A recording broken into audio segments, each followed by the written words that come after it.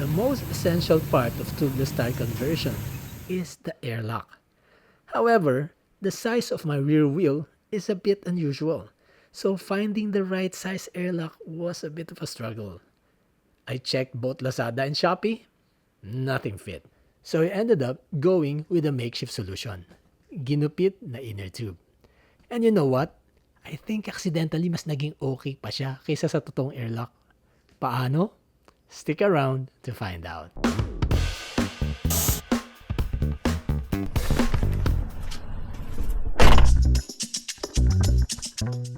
Now, airlocks are designed to cover the spoke holes to stop air from leaking, and they do that pretty well. But the problem is, they only cover up to a certain point. They don't reach the edges of the rim. Pero itong biniyak na inner tube, since para siyang daing na bangus na binuka, ang lapad niya, it covers everything. Spoke holes, rim edges, even slightly outside the rim. It basically hugs the tire, almost completely sealing the air inside. And since rubber presses on rubber, they conform and seal air better, making it harder for air to escape. Right here, the technician cuts the excess inner tube. So it really shows that the tire sits on the inner tube, not on the metal rim. This is what it looks like when it's done. Another important benefit is if you're planning to use tire sealant. Tire sealants can oxidize metal rims. Ang daming complaints about that. So ganito pala yung nangyayari sa ating mga aluminum mugs sa katagalan ng paggamit natin ng tire sealant.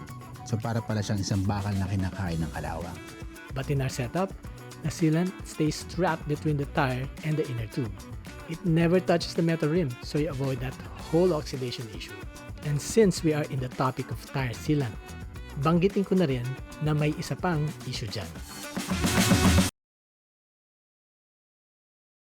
Those tiny particles inside the sealant that are supposed to plug small punctures, they can also clog your tie valve.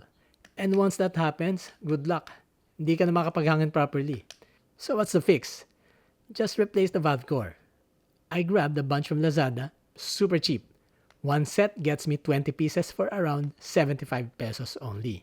And that already came with the valve core remover. Not bad, right? But heads up, the included tool didn't really work for me.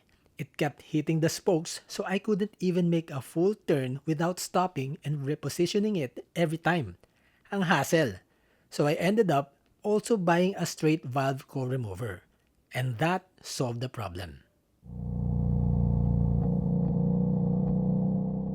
Tires are usually good for up to 5 years. As of now, nasa 3 years na to.